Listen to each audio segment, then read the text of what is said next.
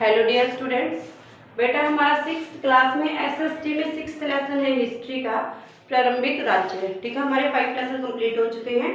प्रारंभिक राज्य जो है हमने कल डिस्कस करना स्टार्ट किया था। उसके अंदर हमने पढ़ा था कि राजतंत्र क्या होता है, गणतंत्र क्या होता है, कुलीन तंत्र क्या होता है।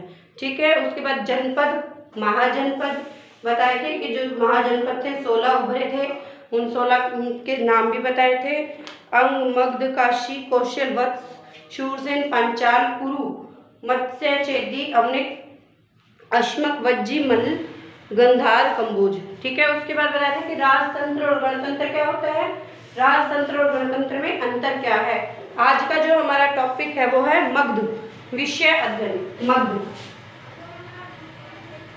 मगध विषय अध्ययन। ठीक है, इसके अंदर हम क्या पढ़ेंगे, इसके अंदर हम पढ़ेंगे हर्यंक राजवंश। ठीक है, मगध विषय अध्ययन, इसके हम पढ़ेंगे हर्यंक राजवंश। ठीक है बेटा, जनपद काल में साम्राज्यवाद का, क्योंकि जनपद था, पहले जनपद था, उसके बाद अनेक राज्यों को जीतकर जो राजा है उसे महाजनपद बना लेते थे।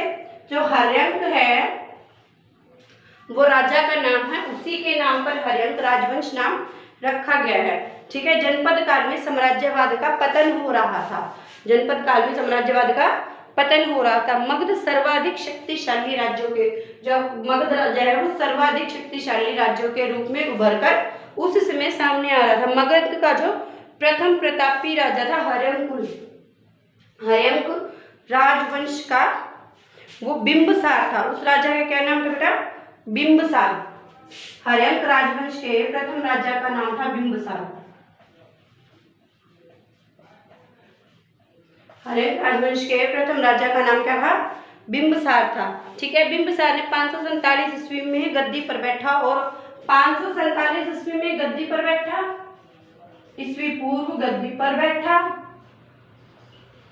और जो ये राजा था इसने पूरे 52 वर्षों तक राज किया था, जो बहुत ही महत्वाकांक्षी राजा था। कितने वर्षों तक राज किया था बेटा, पूरे 52 वर्षों तक राज किया था, जिसने साम्राज्यवादी नीति का पतन करते हुए अंग राज्य पर अधिकार कर लिया। और जो अपने पड़ोसी राज्य थे उनके साथ ये बिंबसार ने विवाह के संबंध भी जोड़े। बिंबसार ने एक मजबूत प्रशासन व्यवस्था स्थापित की।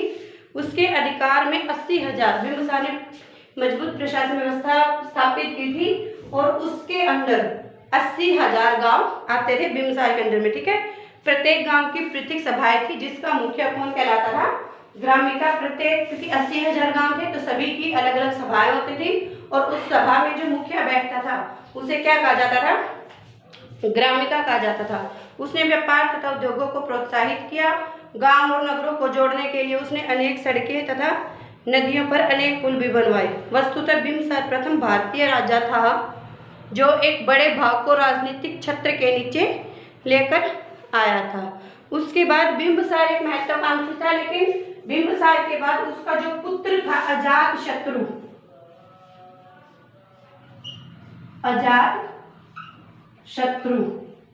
ये गद्दी पर बैठा। और जो अजातशत्रु था ये भी एक महत्वाकांक्षी व्यक्ति था, और ये कभी भी रिश्तों की कदर नहीं करता था, इसलिए उसने बिंबसार अपने पिता को जेल में बंद कर दिया था। ठीक है, जो अजातशत्रु था उसने 32 वर्षों तक, ये जो हर्यंक राजवंश है इस राजवंश में बिंबसार ने 52 वर्षों तक और अजातशत्रु ने 32 वर्षों तक इस राज्य पर राज किया था।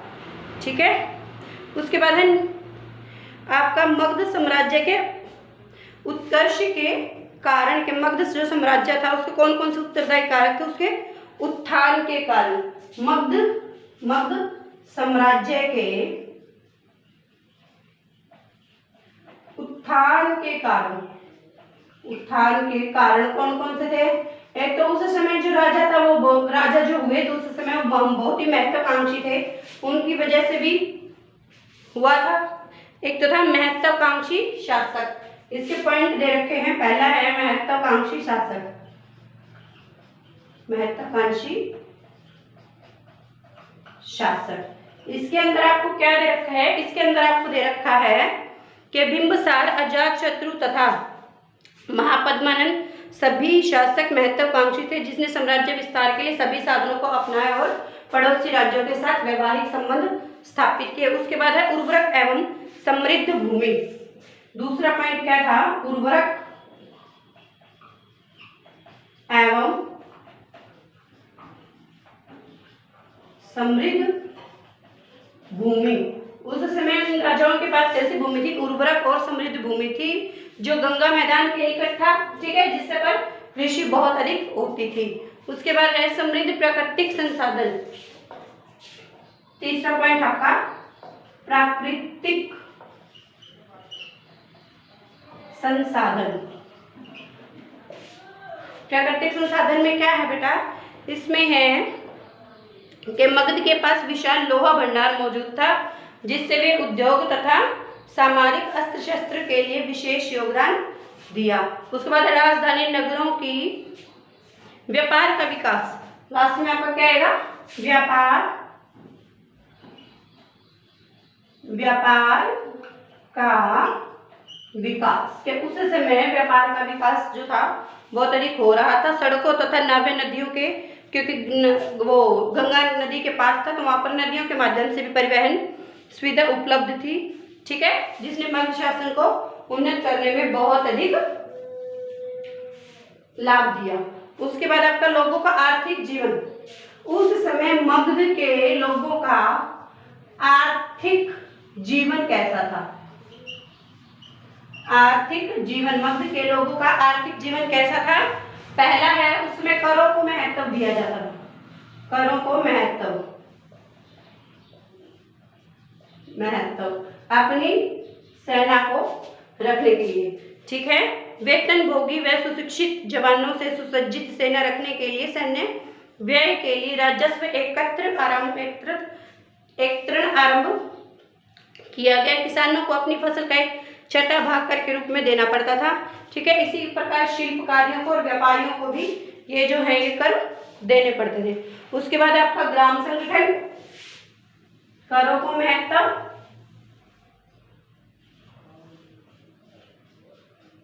ग्राम संगठन, इसके अंदर क्या आएगा, ग्राम संगठन के अंतर्गत आएगा कि साम्राज्य में अनेक गांव थे। गांव प्रशासन की सबसे छोटी इकाई थी। कुछ गांवों को राजा का अधिकार होता था। भूमि को जोतने के लिए श्रमिक किराए पर रखे जाते थे। राजा प्राय ब्राह्मणों को कुछ गांव दान में देता था। गांव का प्रशासन मुखिया द्वारा होता था, जिसे क्या कहा जाता था, ग्रामीण कहा जाता था। उसके बाद आता आपका शिल्प, लकड़ी, धातु व पत्थर के आभूषण बनाए जाते थे। शिल्प में क्या किया जाता था, शिल्प में लकड़ी, धातु और पत्थर के आभूषण शिल्प से बनाए जाते थे। उसका बाद है आपका व्यापार और वाणिज्य। उस समय व्यापार कैसा था, व्यापार, उस समय का व्यापार कैसा था बेटा, उस समय क्या था, शिल्पी व किसान अपने उत्पाद व्यापारियों को बेचते थे। व्यापार वस्तु विनिमय प्रथा पर आधारित थी। चांदी के और तांबे के सिक्कों का प्रचलन बहुत अधिक था। नगरों का उदय, उसमें 600 ईस्वी पूर्व नगरों का भी उदय हुआ था। नगरों का उदय, नगरों का उदय। इसके अंदर आपका क्या आएगा बेटा, इसके अंदर आपका आएगा गांवों की जनसंख्या बढ़ने पर वे प्रमुख व्यापार केंद्र के रूप में विकसित हुए। 600 ईस्वी पूर्व से 300 ईस्वी पूर्व के मध्य उत्तर भारत में लगभग 60 नगर विकसित हुए थे, ठीक है। फिर लोगों का सामाजिक जीवन, लोगों का, मगध के लोगों का सामाजिक जीवन कैसा था, लोगों का सामाजिक जीवन। उस समय मगध के लोगों का सामाजिक जीवन कैसा था। समाज, उस समय जो समाज था वो 4 भागों में बांटा गया था। सामाजिक जीवन में जो समाज था, समाज 4 भागों में बांटा गया था। ब्राह्मण, क्षत्रिय, वैश्य, शूद्र। जो शूद्र थे उन्हें सबसे नीच जाति का माना जाता था, ठीक है। छुआछूत की भावना उस समय बहुत ज्यादा थी। ब्राह्मण को सबसे उच्च माना जाता था, क्योंकि पूजा पाठ बलि देना ये सभी कौन करता था, ब्राह्मण ही करवाता था, ठीक है। इसलिए ब्राह्मण को उच्च माना जाता था। यह आवश्यक होता था कि जो काम पिता कर रहा है पुत्र को भी वही काम अपनाना पड़ता था। उस समय स्त्रियों की जो दशा थी वो हीन दशा थी। ठीक है, सभी लोग आपस में रहते थे। ठीक है बेटा, शिल्पकार और व्यापारियों के संघ, उस समय शिल्पकारों और व्यापारियों के संघ होते थे जिन्हें क्या कहा जाता था, श्रेणी कहा जाता था। स्त्रियों को वैदिक युग जैसा सम्मान नहीं मिलता था, स्त्रियों को वैदिक युग जैसा सम्मान नहीं मिलता था तथा उन्हें संपत्ति के अधिकार से भी वंचित रखा जाता था। पुरुषों के लिए अधिक विवाह की अनुमति थी, मतलब एक या एक से ज्यादा विवाह पुरुष कर सकते थे, लेकिन विधवा विवाह उस समय नहीं करवाए जाते थे वो। ठीक है, उसके बाद है धर्म समाज। समाज के बाद आता है मगध राज्य में। उस समय जब धर्म कैसे थे, हर्यक राजवंश के समय में लोग वैदिक धर्म का पालन करते थे। धार्मिक रस्में जटिल तथा खर्चीली होती थी। देवताओं को प्रसन्न करने के लिए पशु बलि प्रचलित थी। ब्राह्मण ही धार्मिक अनुष्ठान किया करते थे। फलतः समाज में उनका सम्मान तथा वर्चस्व बढ़ गया था। इसी समय कुछ विचारकों ने सांसारिक जीवन माया मोह का त्याग करके ज्ञान प्राप्ति के लिए चिंतन तथा साधना की। इससे अनेक गैर ब्राह्मण धार्मिक समुदाय विकसित हुए, जिसमें से बौद्ध धर्म तथा जैन धर्म भी एक है। ठीक है, इसके बाद हमारे लेसन आता है सारांश, पूरे पाठ का सारांश निकाल देते हैं। हमने इस पाठ के अंदर क्या क्या पढ़ा। वैदिक युग के अंत में उत्तरी भारत में अनेक सामाजिक, आर्थिक तथा राजनीतिक परिवर्तन हुए थे।